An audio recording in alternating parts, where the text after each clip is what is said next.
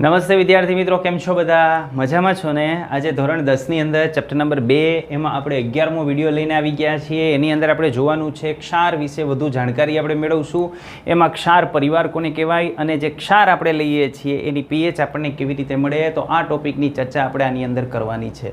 ક્ષારનો પરિવાર આપણે કોને કહીએ છીએ, તો ક્ષારનો પરિવાર એટલે શું અને ક્ષારની પીએચ.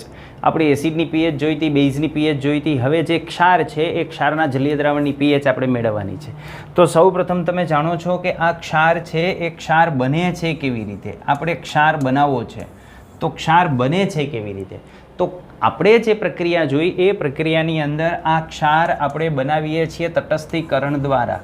એક આપણે એસિડ લઈએ છીએ, એની સાથે આપણે બેઝની પ્રક્રિયા કરીએ છીએ. આ એસિડ અને બેઝ વચ્ચે રાસાયણિક પ્રક્રિયા કરીએ એટલે રાસાયણિક પ્રક્રિયા થવાથી ક્ષારનું નિર્માણ થાય છે.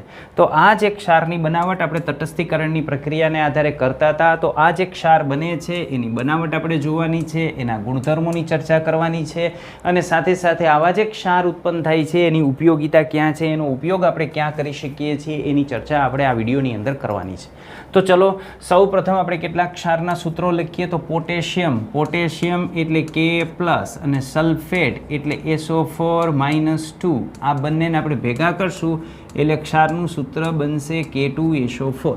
એટલે આ થઈ ગયું સૂત્ર K2SO4. આની વાત કરીએ સોડિયમ સલ્ફેટ, તો આવી જ રીતે સોડિયમ સલ્ફેટનું સૂત્ર થશે Na2SO4. સેમ બે Na+ હશે, SO4-2 હશે, બંનેને ભેગા કરીએ એટલે Na2SO4 બનશે.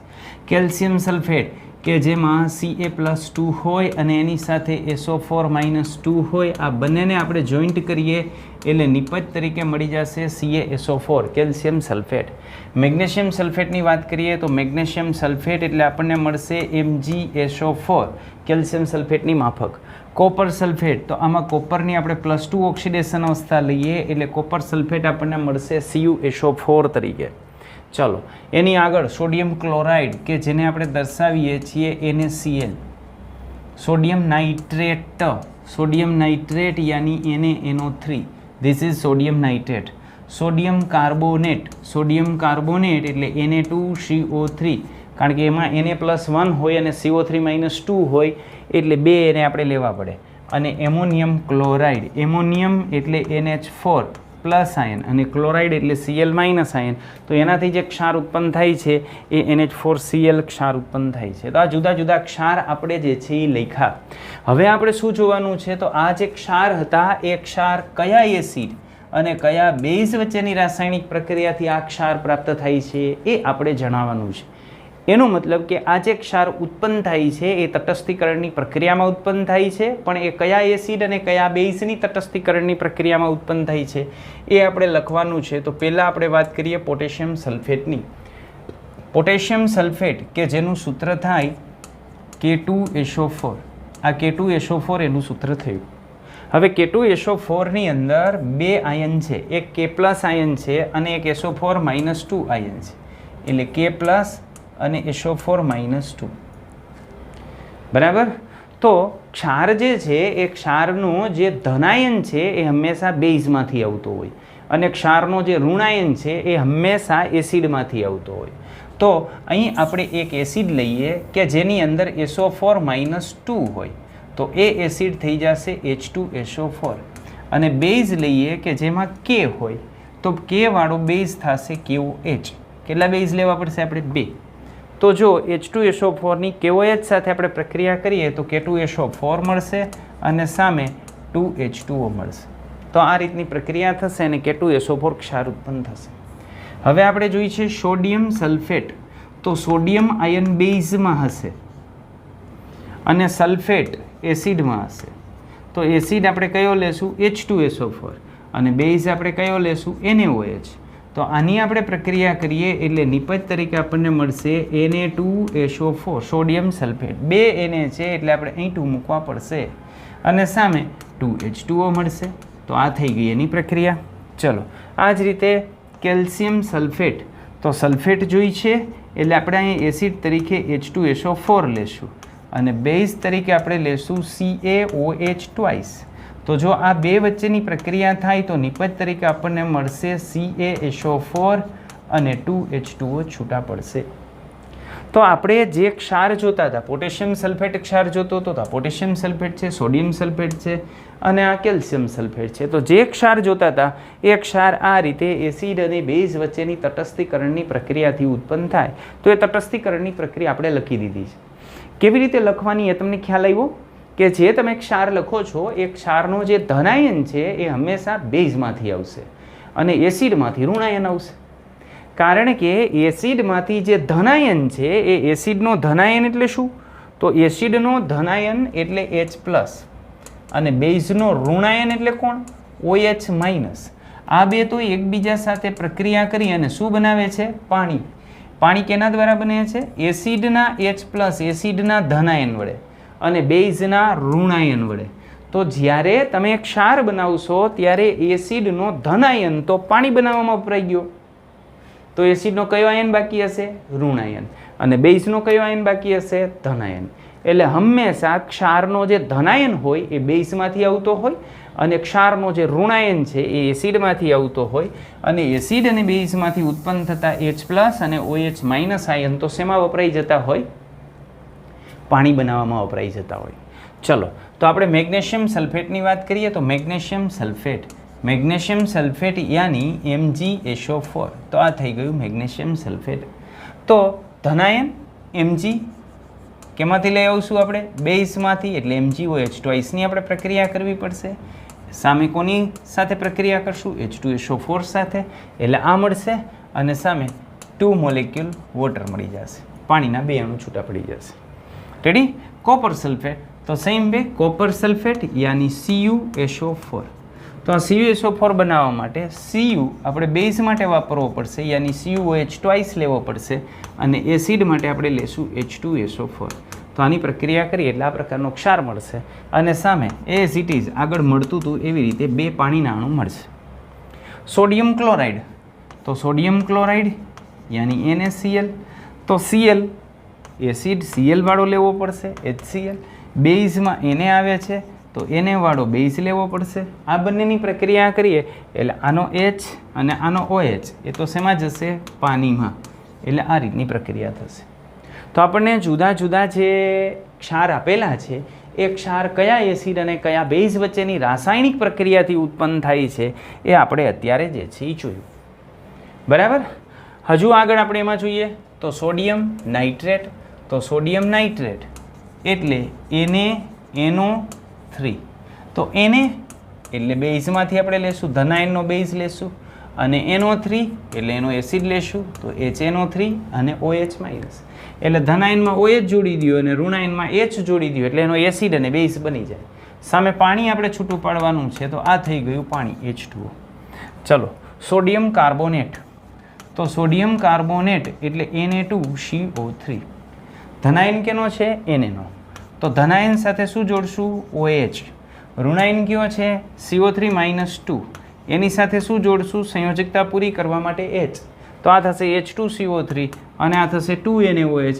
આની સાથે પ્રક્રિયા કરીએ એટલે 2 વોટર મોલેક્યુલ રિલીઝ થશે અને Na2CO3 બનશે. Ammonium chloride. એમોનિયમ ક્લોરાઇડ આપણે બનાવવાનું છે તો એમોનિયમ ક્લોરાઇડ એટલે સૂત્ર થશે NH4Cl. NH4Cl સૂત્ર થયું એટલે Cl આપણે લેવો પડશે HCl માંથી અને સામે NH4+ આપણને મળશે, એમાં પાછળ OH મૂકી દો, આમાં OH મૂકી દો અને આમાં H મૂકી દો એટલે એના એસિડ અને બેઝ બની ગયા.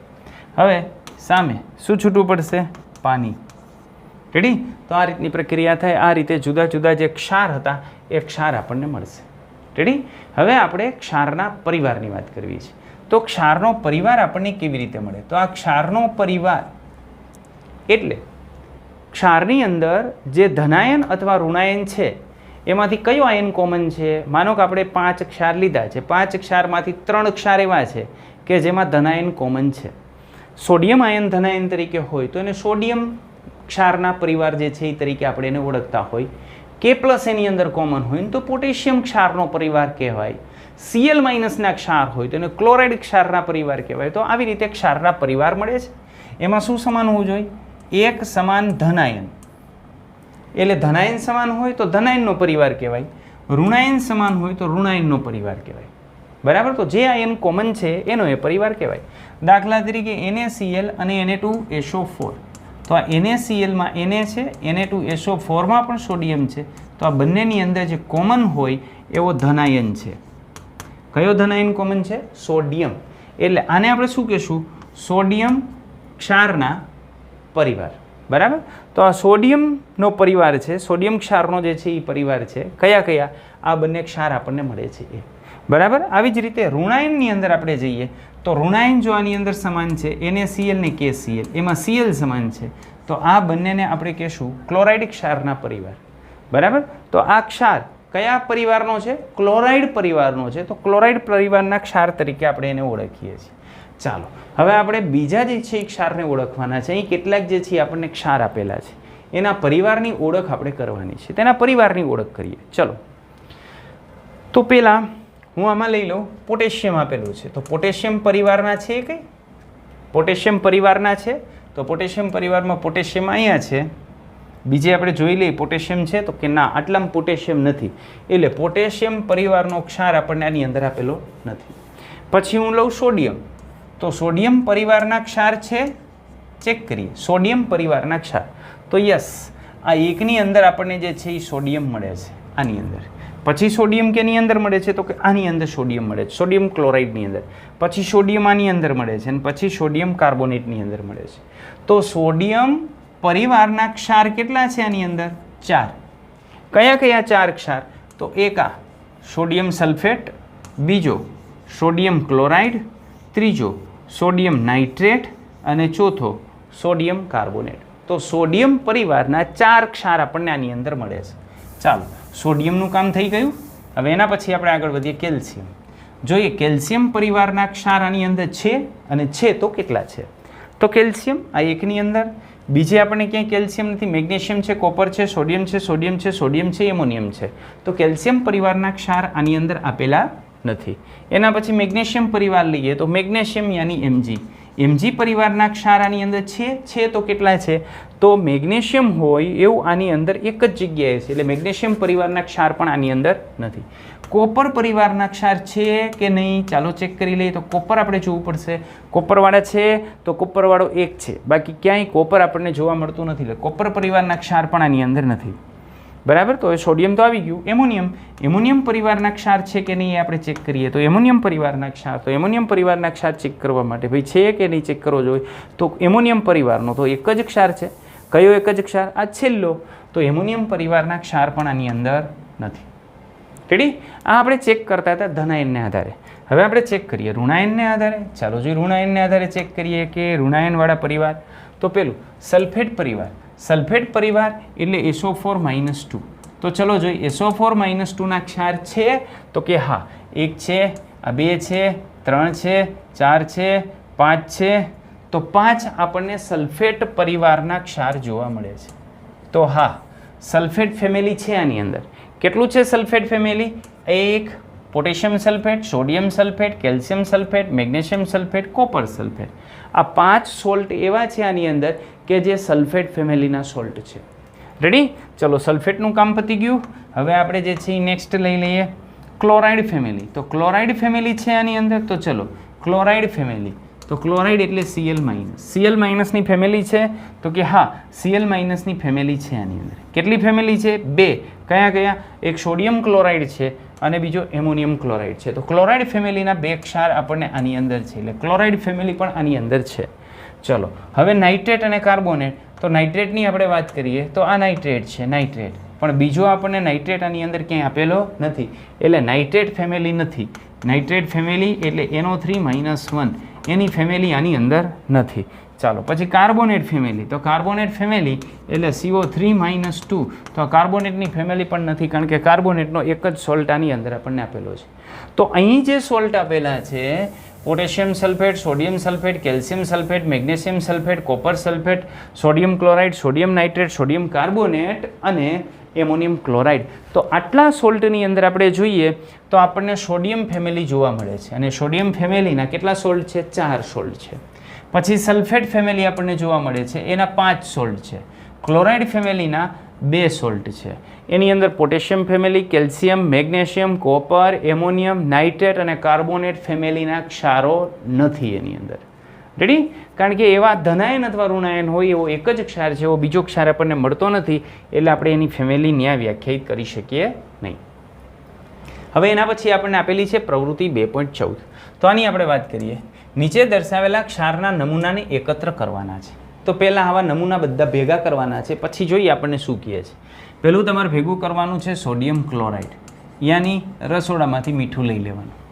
પોટેશિયમ નાઇટ્રેટ, પોટેશિયમ નાઇટ્રેટ એટલે KNO3.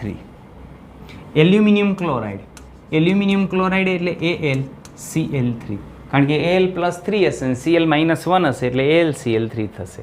ઝિંક સલ્ફેટ કે જેનું સૂત્ર થશે ZnSO4, Zn+2 હશે, SO4-2 હશે એટલે ફિક્સ થઈ ગયું. કોપર સલ્ફેટ યાની CuSO4.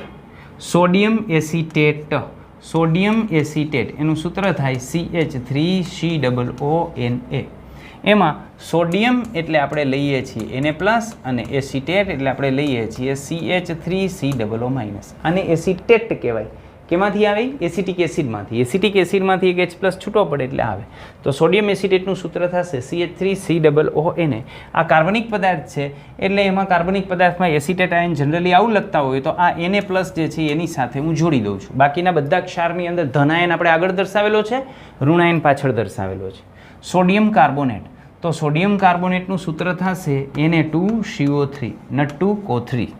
સોડિયમ હાઇડ્રોજન કાર્બોનેટ, તો સોડિયમ હાઇડ્રોજન કાર્બોનેટનું સૂત્ર થશે સોડિયમ હાઇડ્રોજન કાર્બોનેટ. તો આનું સૂત્ર થઈ ગયું NaHCO3. તો આ રીતે આપણને જોવા મળે છે. આ પ્રવૃત્તિ થઈ ગઈ 2.14. તો 2.14 પ્રવૃત્તિ આપણને જે છે આ રીતે જોવા મળે. પ્રવૃત્તિ તો હજી બાકી છે. આપણે એના જે સૂત્રો આપેલા છે, જે નામ આપેલા છે એ બધા એકઠા કર્યા. હવે શું કરવાનું છે? તો આ બધા આપણે જે એકઠા કર્યા એને પાણીની અંદર દ્રાવ્યતા આપણે ચકાસવાની છે. પાણીની અંદર એ દ્રાવ્ય થાય છે કે નથી થતા, એની દ્રાવ્યતા ચકાસવાની છે. જનરલી મોટાભાગના ક્ષાર પાણીની અંદર જે છે એ દ્રાવ્ય હોય છે. બરાબર? અહીં આપણે પાણીનો કેવો ઉપયોગ કરશું? નિસ્યંદિત પાણી. નિસ્યંદિત પાણી એટલે કયું? તો પાણીની જે વરાળ હોય એ વરાળ કરવાની, વરાળને ઠંડી કરી અને એમાંથી જે પાણી બનાવીએ એ આપણે લેવાનું છે. એટલે એની અંદર વધારાના જે ક્ષાર હશે એ બધા નીચે પડ્યા રહેશે. એટલે આમાં માત્ર ને માત્ર પાણી એટલે H2O હશે. આના સિવાય એક પણ પ્રકારનું મિનરલ્સ, એક પણ પ્રકારનું ખનિજ તત્વ એની અંદર નહીં હોય. એટલે હવે આપણે એની અંદર ક્ષાર ઉમેરશું તો માત્ર આપણે જે ક્ષાર ઉમેરીએ છીએ એ જ એની અંદર હશે, કારણ કે આપણે એની pH નક્કી કરવી છે. હવે આ જે દ્રાવણ છે એ દ્રાવણ ઉપર આપણે શું કરશું? લિટમસ પેપરનો ઉપયોગ કરશું. અને લિટમસ પેપરનો ઉપયોગ કરી અને દ્રાવણની એના ઉપર જે અસર શું થાય છે એ અસર આપણે તપાસશું. અસર તપાસી અને pH પેપરનો જે રંગ છે એ રંગ નક્કી કરી અને એના ઉપરથી આપણે દ્રાવણની pH મેળવી લેશું. આ દ્રાવણની pH કેટલી છે? હવે આ જે pH મળે એ pH ઉપરથી આપણને ક્ષારનો પ્રકાર ખબર પડશે. કારણ કે pH અહીં જે છે એ આપણે આ રીતે જોશું. pH = 7 મળશે, pH <7 મળશે અને pH <7 મળશે. આ ત્રણ પ્રકારની અંદર આપણે pH જે છે વર્ગીકૃત કરશું. જો pH = 7 હશે તો આ જે દ્રાવણ છે એ દ્રાવણ કેવું થઈ જશે? તટસ્થ. બરાબર? પણ જો pH <7 હશે તો દ્રાવણ કેવું થઈ જશે? એસિડિક. અને જો pH <7 હશે તો દ્રાવણ કેવું થઈ જશે? બેઝિક. તો જલીય દ્રાવણની pH કેટલી મળે છે? 7 મળે છે તો આપેલ દ્રાવણ તટસ્થ થશે. pH જે છે એ 7 કરતાં ઓછી મળશે તો દ્રાવણ એસિડિક થશે. દ્રાવણ એસિડિક થશે તો ક્ષારની પ્રકૃતિ એસિડિક થશે. અને જો pH 7 કરતાં વધારે મળશે તો દ્રાવણ બેઝિક થયું. દ્રાવણ બેઝિક થયું તો ક્ષારની પ્રકૃતિ પણ કેવી થઈ જશે? બેઝિક થઈ જશે. તો આ રીતે કયો ક્ષાર એસિડ, બેઝિક કે તટસ્થ છે એ આપણે નક્કી કરશું. પછી એ એસિડિક, બેઝિક કે તટસ્થ શા માટે છે એ જાણવા માટે આપણે એ તપાસ કરશું કે કેમાંથી બને છે, કયા એસિડ અને કયા બેઝ વચ્ચેની રાસાયણિક પ્રક્રિયાથી એ ક્ષાર જે છે એ ઉત્પન્ન થાય છે. બરાબર? તો આના પરથી પહેલાં આપણે નક્કી કરી નાખશું એસિડિક છે, બેઝિક છે, તટસ્થ છે. પછી શા માટે એસિડિક, બેઝિક ને તટસ્થ છે એ નક્કી કરશું. એ કેમાંથી ઉત્પન્ન થાય છે એને આધારે. Okay, ready? તો તમારા જે અવલોકન છે એ કોષ્ટકની અંદર ભરવાના છે. મેં કોષ્ટકની અંદર અવલોકન ભરી દીધા છે. ક્લિયર? ચાલો, પેલું છે સોડિયમ ક્લોરાઇડ. તો સોડિયમ ક્લોરાઇડ, આનું સૂત્ર શું થાય સોડિયમ ક્લોરાઇડનું? તો સોડિયમ ક્લોરાઇડનું સૂત્ર થશે NaCl. બરાબર? તો NaCl એટલે તમારે એક Na જોઈ છે અને એક Cl જોઈ છે. તો Na અને Cl તમારે બેની રિક્વાયરમેન્ટ છે. તો Naની રિક્વાયરમેન્ટ તમારી જે છે ફૂલફિલ કોણ કરશે? Base NaOH. અને Clની રિક્વાયરમેન્ટ કોણ ફૂલફિલ કરશે? HCl. આ જે દ્રાવણ છે એની pH 7 મળે છે. એનો મતલબ કે આ જે ક્ષાર છે એ ક્ષાર કેવો થઈ જશે? તટસ્થ થઈ જશે. ક્લિયર આટલી બાબત? ઓકે, ચાલો. હવે એના પછી આપણે જોઈએ છે પોટેશિયમ નાઇટ્રેટ, કે જેનું સૂત્ર થાય KNO3. તો KNO3 માં K ધનાયન ક્યાંથી આવશે? બેઝમાંથી. તો બેઝ આપણે કયો લેવો પડશે? KOH. બરાબર. NO3 ઋણાયન ક્યાંથી આવશે? એસિડમાંથી. તો એસિડ આપણે કયો લેવો પડશે? HNO3. ક્લિયર? આની પણ pH આપણે તપાસીએ તો pH જે છે એ 7 થાય છે. એટલે બંને દ્રાવણ જે છે એ આપણને જોવા મળશે, બંને જે ક્ષાર જોવા મળશે એ તટસ્થ ક્ષાર છે. બંને ક્ષાર આપણને અહીં તટસ્થ ક્ષાર તરીકે જે છે મળશે. તો આ બંને તટસ્થ ક્ષાર છે. ચલો હવે ત્યાંથી આગળ જાઉં છું. Aluminium chloride. એલ્યુમિનિયમ ક્લોરાઇડ કે જેનું સૂત્ર થાય AlCl3. આ એલ્યુમિનિયમ ક્લોરાઇડ. તો આમાં Al ધનાયન ક્યાંથી આવશે? Al ધનાયન. તો આ જે Al ધનાયન છે એ ધનાયન આપણે લેવાનો થશે. Al ધનાયન એ ક્યાંથી લેશું? બેઝમાંથી. તો બેઝ કયો રાખવો પડશે? તો બેઝ રાખવો પડશે AlOH થ્રાઇસ. અહીંયા NH4OH આપ્યો છે પણ NH4OH નહીં ચાલે.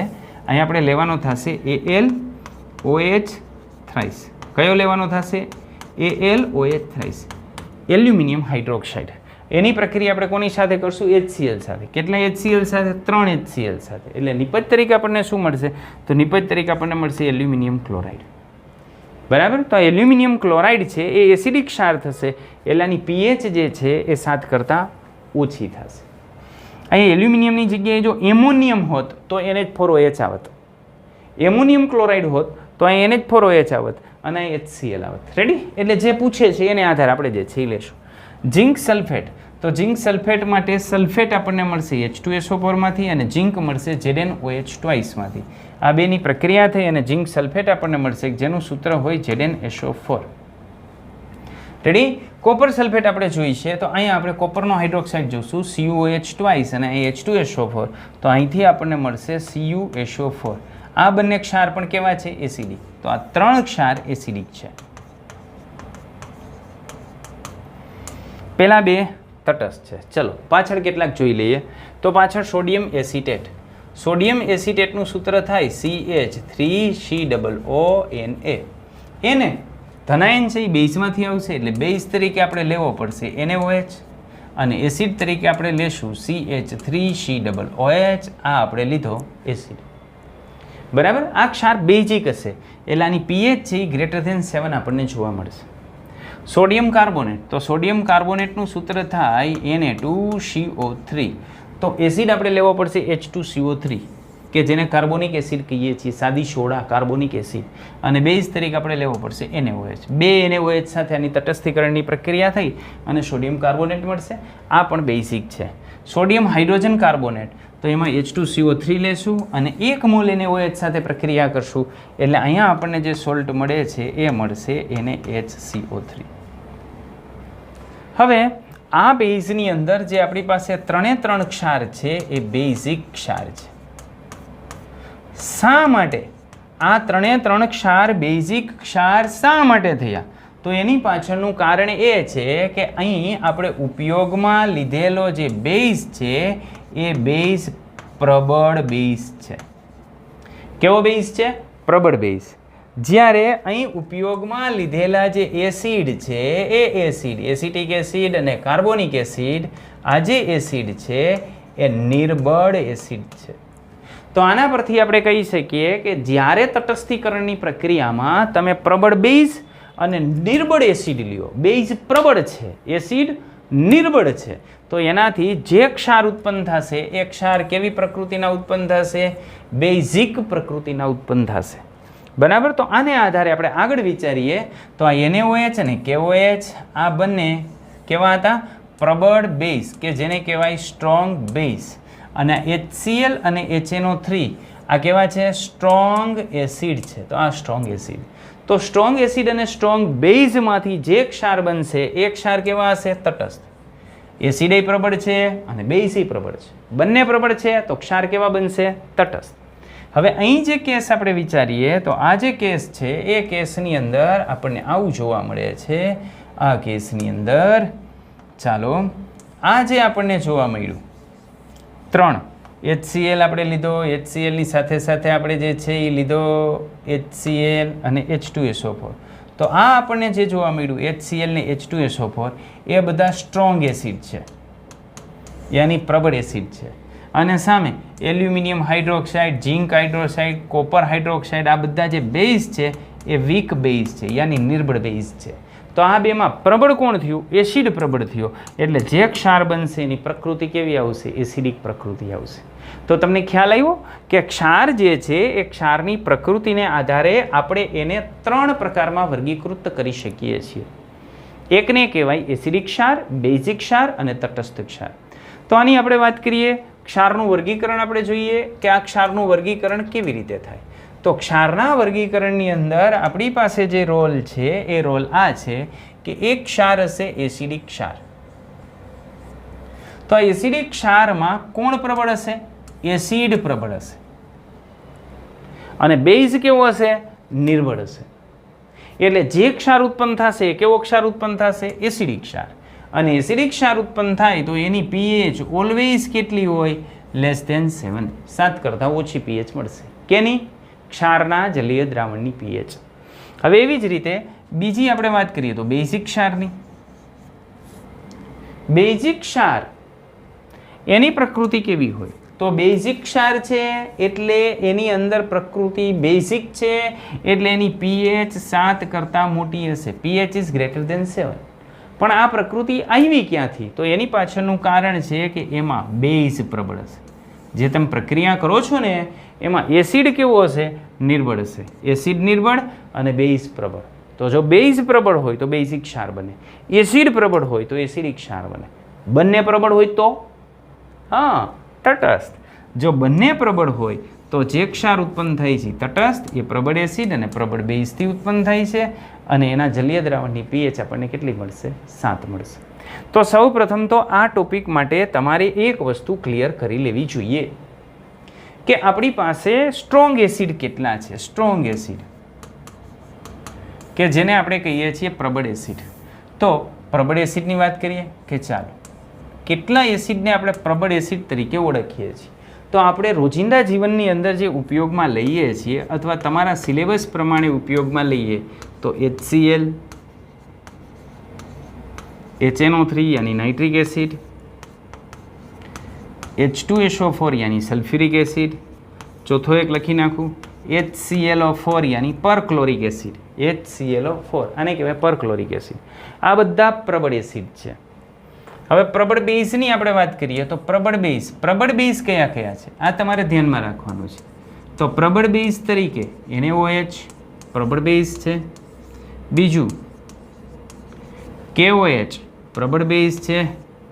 ત્રીજું BaOH2 બેરિયમ હાઇડ્રોક્સાઇડ પ્રબળ બેઝ છે. સામાન્ય રીતે આલ્કલી ધાતુ તત્વના બધા જ જે હાઇડ્રોક્સાઇડ જોવા મળે છે એ પ્રબળ બેઝ તરીકે આપણને જોવા મળતા હોય. તો પ્રબળ એસિડ અને પ્રબળ બેઝ આને તમે જ્યારે ટકરાવશો ત્યારે આમાંથી જેટલા ક્ષાર ઉત્પન્ન થશે એ બધા જ ક્ષાર કેવા હશે? તટસ્થ હશે. હું આ HClO4 છેલ્લું કાઢી નાખું. ચાલો તો 3 છે બરાબર. હવે તમને અગાઉ આપણે ચર્ચા કરી એના પરથી એક વસ્તુ તો ક્લિયર થઈ ગઈ કે જ્યારે ક્ષાર બને છે ત્યારે ક્ષારનો ધનાયન ક્યાંથી આવે? આ જે ક્ષાર છે એ ક્ષારનો પોઝિટિવ આયન અને નેગેટિવ આયન. તો ક્ષારનો પોઝિટિવ આયન ઓલવેઝ બેઝમાંથી આવશે અને ક્ષારનો નેગેટિવ આયન ઓલવેઝ ક્યાંથી આવશે? એસિડમાંથી આવશે. તો ચાલો એસિડમાં કેટલા ઋણ આયન આવશે? અહીંથી Cl- નીકળશે, NO3- 1 નીકળશે અને SO4- 2 નીકળશે. બેઝમાંથી પોઝિટિવ આયન આવશે તો કેટલા નીકળે છે?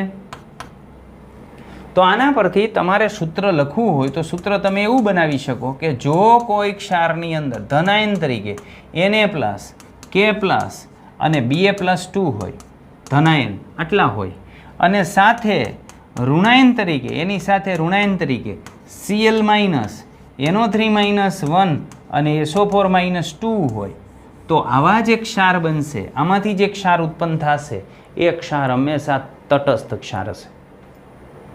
રેડી? ધનાયન કેટલા? Na+, K+, Ba+2 આપણા સિલેબસ પ્રમાણે. બાકી તો ઘણા બધા પણ આપણા સિલેબસ પ્રમાણે લઈએ છીએ Na+K+Ba+2 ઋણાયન તરીકે કોણ Cl -NO3-1 અને SO4-2 જો આટલામાંથી ધનાયન અને ઋણાયન આ 3 ધનાયન છે અને 3 ઋણાયન છે તો એને એકબીજા સાથે જોડીને તમે જેટલા ક્ષાર ઉત્પન્ન કરશો એ બધા ક્ષાર કેવા થશે તટસ્થ થશે કારણ કે ક્ષાર કેમાંથી ઉત્પન્ન થશે પ્રબળ એસિડ અને પ્રબળ બેઝ વચ્ચેની રાસાયણિક પ્રક્રિયાથી ઉત્પન્ન થાય છે એટલા માટે ओके चलो वहाँ से आगे बढ़ते हैं एसिडिक क्षार तो एसिडिक क्षाરમાં એસિડ કેવો હોય પ્રબળ એસિડ તો એની તો હમણાં આપણે વાત કરી પ્રબળ એસિડ આપણી પાસે કયા કયા છે અને સામે નિર્બળ બેઝ તો નિર્બળ બેઝ આપણી પાસે કયા છે નિર્બળ બેઝના ઉદાહરણ હું તમને આપું તો NH4OH આ નિર્બળ બેઝ છે આને એમોનિયમ હાઇડ્રોક્સાઇડ આપણે કહીએ છીએ CuOH ટ્વાઇસ કોપર હાઇડ્રોક્સાઇડ નિર્બળ બેઝ છે ત્રીજું એલ્યુમિનિયમ હાઇડ્રોક્સાઇડ AlOH થ્રાઇસ આ પણ કેવો બેઝ છે નિર્બળ બેઝ છે તો મોસ્ટલી આપણે આનો ઉપયોગ કરતા હોય આ નિર્બળ બેઝ છે NH4OH નિર્બળ બેઝ છે CuOH ટ્વાઇસ નિર્બળ બેઝ છે અને એલ્યુમિનિયમ હાઇડ્રોક્સાઇડ નિર્બળ બેઝ છે હવે આનાથી જે ક્ષાર ઉત્પન્ન થાય નિર્બળ બેઝ અને પ્રબળ એસિડ તો પ્રબળ એસિડમાંથી કયા કયા ધનાયન આવે પ્રબળ એસિડમાંથી ઋણાયન આવશે કયા કયા ઋણાયન આવશે Cl- આવશે SO4-2 આવશે અને NO3-1 આવશે તો 3 ઋણાયન તમારી પાસે રેડી છે અને આમાંથી શું નીકળશે ધનાયન તો ધનાયન તમારી પાસે રેડી છે તો જો આ 3 માંથી એક ધનાયન હોય ધનાયન ભૂલી જાઓ આ 3 માંથી એક ઋણાયન હોય અને એની સાથે Na+K+ ને Ba+2 ધનાયન ન હોય એના સિવાયના ધનાયન હોય તો એક ક્ષાર કેવો થશે એસિડિક ક્ષાર થશે રેડી દાખલા તરીકે આનું હું ઉદાહરણ લખું તો NH4 એની પ્રક્રિયા Cl સાથે કરું એટલે NH4Cl એની પ્રક્રિયા NO3 સાથે કરું એટલે NH4NO3 એની પ્રક્રિયા હું SO4 સાથે કરું એટલે શું મળશે NH4 ટ્વાઇસ SO4 તો એમોનિયાની આ 3 સાથેની પ્રક્રિયાથી 3 ક્ષાર ઉત્પન્ન થયા હવે એવી જ રીતે કોપરની પ્રક્રિયા કરો એટલે પાછા ક્ષાર ઉત્પન્ન થશે CuCl2 ઉત્પન્ન થશે CuNO3 ટ્વાઇસ મળશે કોપર નાઇટ્રેટ એન્ડ CuSO4 મળશે તો એના આ 3 એલ્યુમિનિયમની આની સાથે પ્રક્રિયા કરો તો એલ્યુમિનિયમની પ્રક્રિયા કરો એટલે AlCl3 AlNO3 thrice and Al2SO4 thrice તો આ 3 અને આ 3 કુલ 9 ક્ષાર મેં એવા લખેલા છે અહીંયા કે જે 9 ક્ષાર કેવા છે એસિડિક ક્ષાર તો એસિડિક ક્ષારનો કીવર્ડ શું છે તો એસિડિક ક્ષારમાં ઋણાયન Cl- SO4-2 અથવા તો NO3-1 હોવો જોઈએ ધનાયન પહેલા આગળના નહીં હો જો ઋણાયન આ 3 હોય અને ધનાયન વળી પાછા સામે Na+K+ ને Ba+2 આવી જાય તો એ તટસ્થ થઈ જાય એટલે આમાં માત્ર ને માત્ર આ ઋણાયન હોવા જોઈએ પણ ધનાયન તરીકે Na+K+ ને Ba+2 ન હોય તો એ એસિડિક થાય ઓકે ચલો નેક્સ્ટ બેઝિક ક્ષાર તો બેઝિક ક્ષારમાં બેઝ છે એ સ્ટ્રોંગ હોય પ્રબળ બેઝ આપણે આની અંદર લેવાનો છે તો પ્રબળ બેઝ આપણે આની અંદર લઈએ તો આપણી પાસે પ્રબળ બેઝમાં NaOH છે